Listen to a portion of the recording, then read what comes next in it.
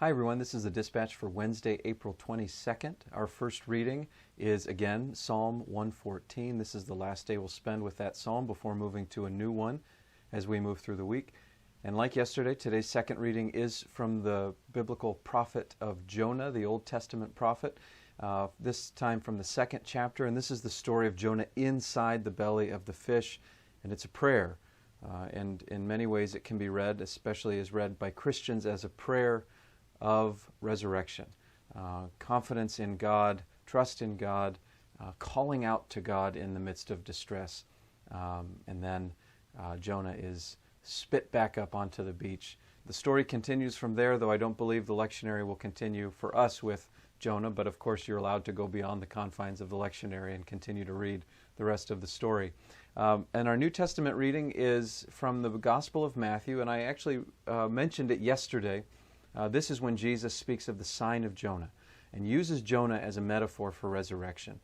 He says that just as Jonah was in the belly of the sea monster, in my translation, for 3 days and 3 nights, so Jesus would be in the heart of the earth for 3 days and 3 nights. So Jonah becomes a sort of metaphor for Jesus dying and coming back to life.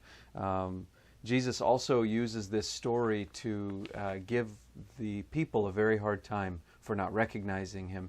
He says that even the people of Nineveh will rise up to condemn this generation, meaning Israel, God's people in that moment, who fail to recognize what God is doing. The Gospel of Matthew has a complicated relationship with the Jewish community, and at times is very harsh toward the Jews for their failure to recognize Jesus. So here's one example of that, where the language of Jesus is very strong against those who fail to recognize that God is working through him, that he is the Messiah of God.